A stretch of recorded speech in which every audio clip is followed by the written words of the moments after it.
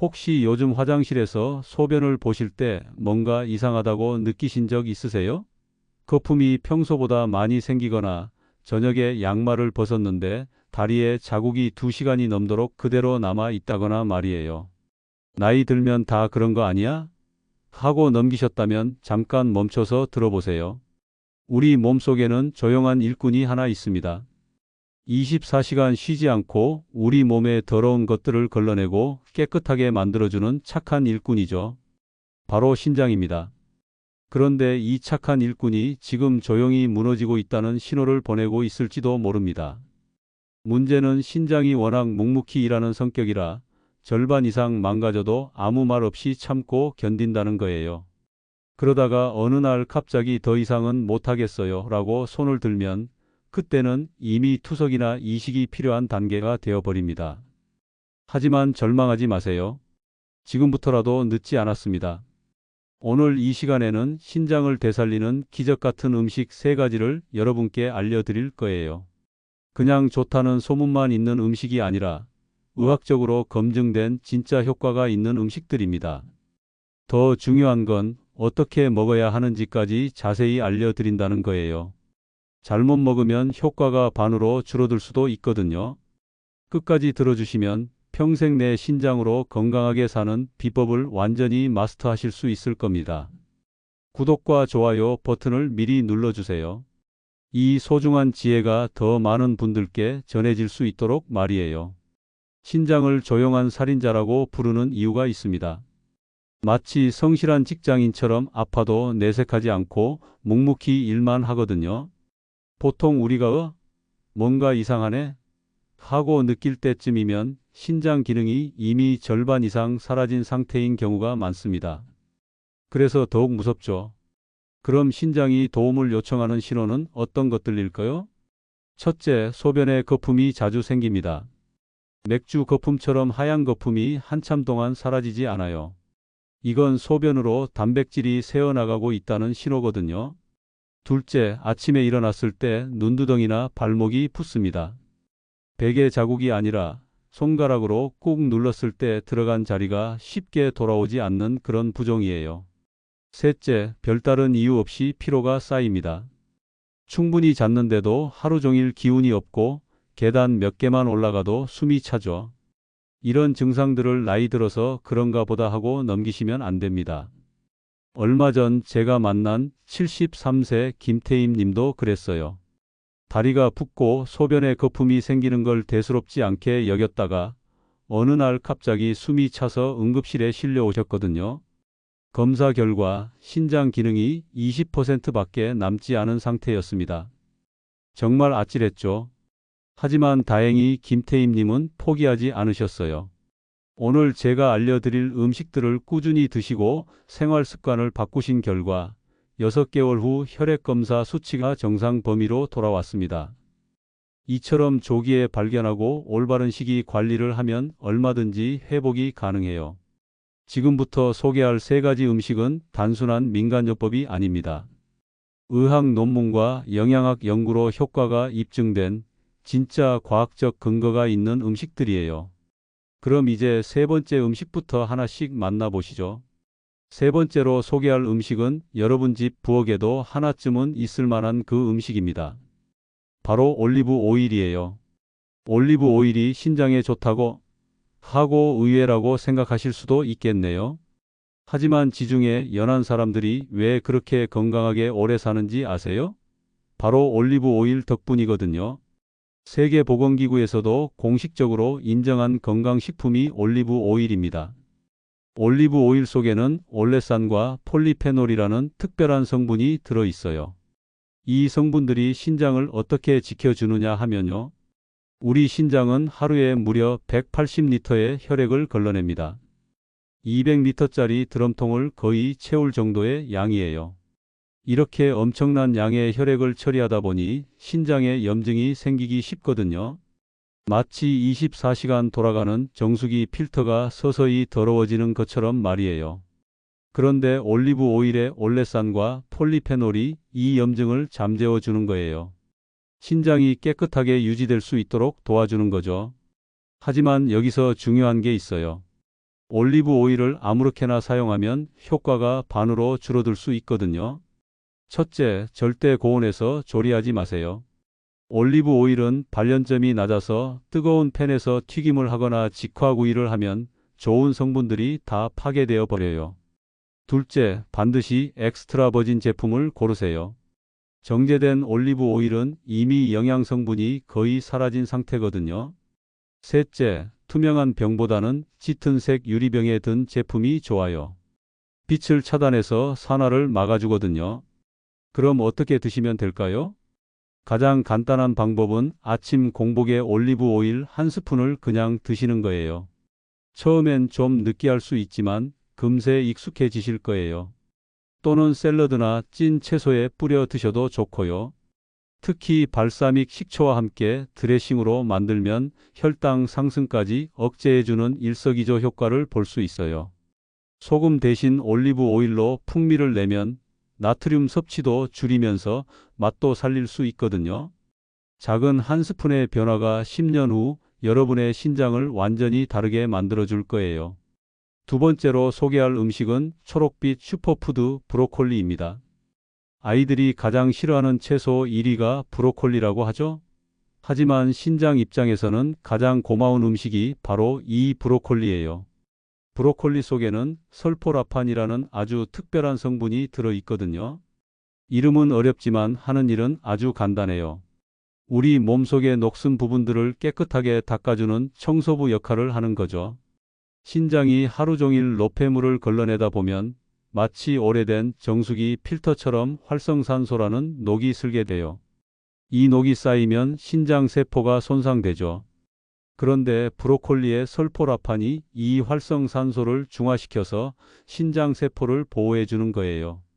마치 녹 제거제처럼 말이에요. 하지만 여기서 중요한 포인트가 있어요. 브로콜리를 아무렇게나 먹으면 이 좋은 성분을 제대로 흡수할 수 없거든요. 올바른 브로콜리 조리법을 알려드릴게요. 먼저 브로콜리를 송이송이 잘게 썰어주세요. 그리고 5분 정도 그냥 놔두세요. 이때 설포라판이 제대로 만들어지거든요. 그 다음 찜기에 넣고 2분 정도만 살짝 쪄주세요. 너무 오래 삶으면 좋은 성분들이 다 물로 빠져나가 버려요. 또 하나의 팁은 브로콜리를 들기름이나 올리브 오일과 함께 드시는 거예요. 그러면 항산화 성분의 흡수율이 훨씬 높아진답니다. 실제로 해볼 만한 레시피 하나 알려드릴게요. 브로콜리 두부 무침이에요. 잘게 찐 브로콜리에 으깬 두부를 넣고 들기름 한 스푼, 다진 마늘 조금을 넣어서 살살 버무려 주세요. 그러면 신장에 부담 없는 좋은 단백질과 항산화 효과를 동시에 챙길 수 있어요. 다만 한 가지 주의하실 점이 있어요. 신장병이 이미 중기 이후로 진행되신 분들은 브로콜리의 칼륨 성분 때문에 섭취량을 조절하셔야 해요. 주 23회 정도로 제한하시고 물에 담가서 칼륨을 일부 빼낸 후에 조리하시면 됩니다. 꾸준히 드신다면 신장뿐만 아니라 혈관 건강과 뼈 건강까지 함께 챙길 수 있는 정말 고마운 음식이에요. 작은 초록색 송이 하나가 여러분의 건강한 미래를 만들어 갈 거예요. 드디어 대망의 1위입니다. 여러분 집 부엌 어디에나 있는 바로 그 음식이에요. 마늘입니다. 마늘이 1위라고 그냥 양념 아닌가? 하고 생각하셨다면 정말 큰 오해예요. 마늘은 단순한 조미료가 아니라 신장의 가장 든든한 동반자거든요. 마늘 속에는 알리신이라는 마법 같은 성분이 들어 있어요. 이 알리신이 어떤 일을 하느냐 하면요. 첫째, 혈압을 자연스럽게 낮춰줍니다. 둘째, 혈당을 안정화시켜줘요. 그게 신장과 무슨 상관이냐고요? 아주 큰 상관이 있어요. 신장이 망가지는 주요 원인 70%가 바로 고혈압과 당뇨에서 시작되거든요. 마치 수도관의 압력이 너무 세거나 끈적끈적한 물이 흐르면 수도관이 터지는 것처럼 혈압이 높거나 혈당이 높으면 신장의 미세한 혈관들이 손상되는 거예요. 그런데 마늘이 이 근본 원인을 다스려 주는 거죠. 원인 치료를 하는 셈이에요. 하지만 여기서 아주 중요한 주의사항이 있어요. 마늘의 알리신은 열에 아주 약해요. 뜨거운 팬에 볶거나 끓는 물에 넣으면 좋은 성분이 다 사라져 버려요. 그럼 어떻게 먹어야 할까요? 가장 좋은 방법은 마늘을 생으로 먹는 거예요. 하지만 생마늘을 어떻게 먹어 하실 거 아니에요. 간단한 방법이 있어요. 마늘을 다진 후 5분에서 10분 정도 그냥 놔두세요. 그러면 알리신이 충분히 만들어져요. 그 다음에 드시면 돼요. 꼭 생으로만 드실 필요는 없어요. 예를 들어서 아까 말씀드린 브로콜리 두부 무침에 다진 마늘을 넣어도 좋고요. 오이, 가지, 양파 같은 칼륨이 적은 채소들과 함께 샐러드 드레싱으로 만들어서 드셔도 맛있어요. 마늘 한쪽, 올리브 오일 한 스푼, 레몬즙 조금을 섞어서 드레싱을 만들어 보세요. 정말 상큼하고 맛있거든요. 하지만 주의하실 분들이 있어요. 혈액 희석제를 드시는 분들이나 속이 자주 쓰리신 분들은 반드시 담당 의사 선생님과 상의하세요. 그리고 마늘을 많이 넣었다고 해서 소금을 더 많이 쓰시면 안 돼요. 마늘은 약이지만 소금은 신장에게는 독이거든요. 마늘은 약, 소금은 독. 이 균형만 잘 지켜도 신장이 훨씬 건강해질 거예요. 작은 마늘 한쪽이 10년 후 투석실이 아닌 건강한 일상을 선물해 드릴 거예요. 좋은 음식을 먹는 것만큼 중요한 게 바로 생활 습관이에요. 아무리 좋은 약을 먹어도 나쁜 습관을 계속하면 효과가 없거든요. 신장을 지키는 5가지 생활 습관을 알려드릴게요. 첫째, 짜게 먹지 않기입니다. 나트륨은 신장에게 가장 큰 적이에요. 마치 녹슨 물이 수도관을 망가뜨리는 것처럼 짠 음식이 신장을 서서히 망가뜨려요. 국물 요리를 드실 때는 국물보다 건더기 위주로 드세요. 간장에 음식을 푹 담그지 마시고 살짝만 찍어서 드시고요. 둘째, 진통제 남용을 피하세요. 머리가 아프거나 관절이 아플 때 자주 드시는 이부프로펜 같은 소염 진통제가 사실은 신장을 손상시킬 수 있어요. 정말 필요할 때만 드시고 장기간 복용은 피하세요. 셋째, 단백질을 너무 많이 드시지 마세요. 몸에 좋다고 하니까 고기도 많이 먹고 단백질 보충제도 먹어야지 하시는 분들이 계세요. 하지만 단백질을 너무 많이 먹으면 오히려 신장에 부담이 돼요. 신장이 단백질 찌꺼기를 처리하느라 과로하게 되거든요. 넷째, 담배와 술을 줄이세요. 담배는 혈관을 좁게 만들어서 신장으로 가는 혈액의 흐름을 방해해요. 술은 몸속 수분을 빼앗아가서 신장이 탈수 상태가 되게 만들죠. 다섯째, 물을 충분히 마시세요. 하루에 미지근한 물을 6잔에서 8잔 정도 마셔주세요. 한 번에 많이 마시지 마시고 조금씩 자주 나누어서 마시는 게 좋아요. 이 5가지만 잘 지켜도 신장 기능 저하를 크게 늦출 수 있어요. 실제로 생활 습관을 바꾼 분들을 보면 3개월 후 혈액 검사 수치가 눈에 띄게 개선되는 경우가 많아요. 얼마 전에 만난 67세 박윤자 여사님도 그랬어요. 이 5가지 습관을 6개월 동안 실천하신 결과 크레아티닌 수치가 1.8에서 1.2로 떨어졌거든요. 선생님, 이게 정말 가능한 일인가요? 하고 깜짝 놀라시더라고요. 약보다 더 중요한 것은 바로 일상의 작은 습관 변화예요. 신장은 한번 망가지면 다시 돌이킬 수 없어요. 그래서 미리미리 아껴 써야 오래 가는 거죠. 지금부터라도 이 5가지 습관을 하나씩 실천해 보세요. 작은 변화가 큰 기적을 만들어낼 거예요. 이제 많은 분들이 고민하시는 문제를 다뤄보겠어요. 바로 나이가 들수록 생기는 딜레마죠.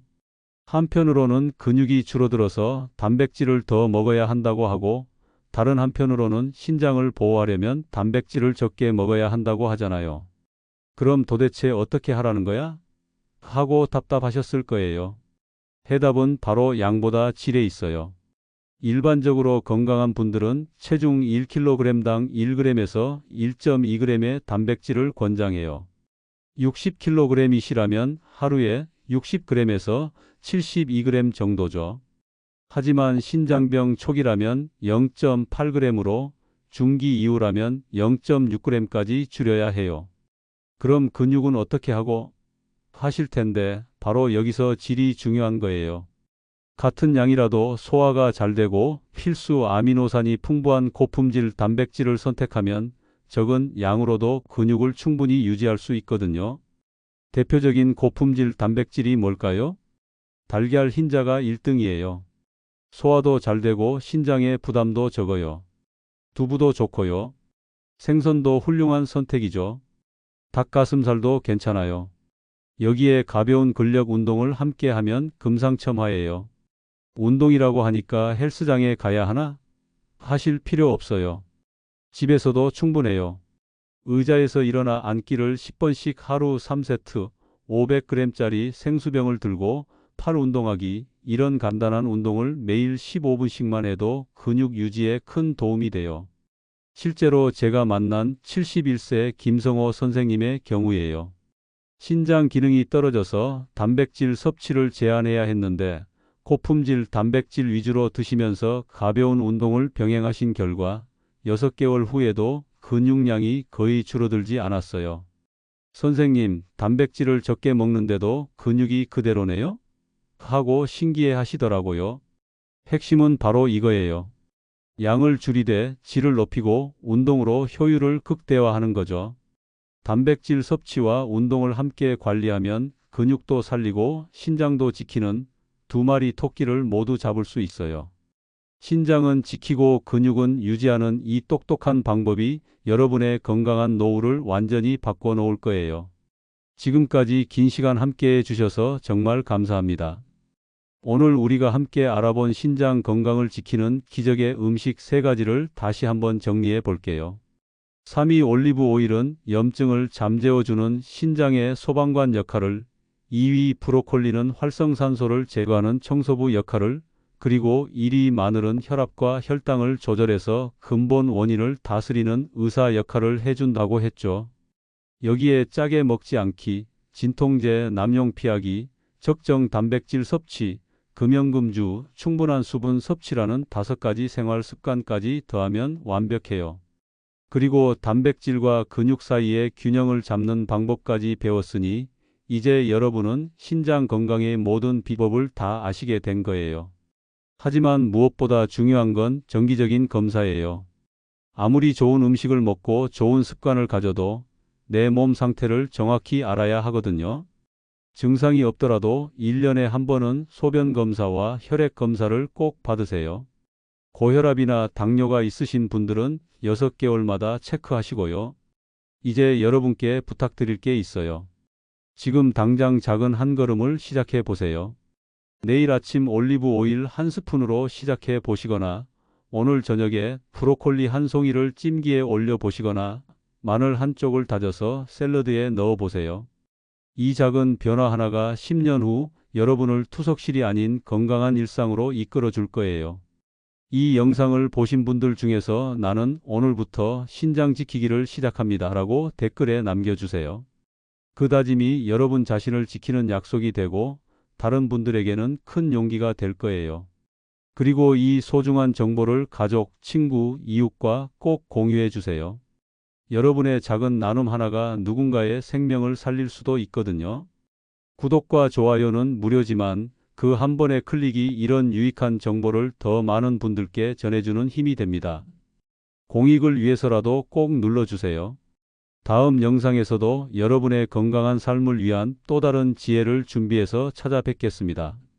오늘도 건강하고 행복한 하루 보내세요. 감사합니다.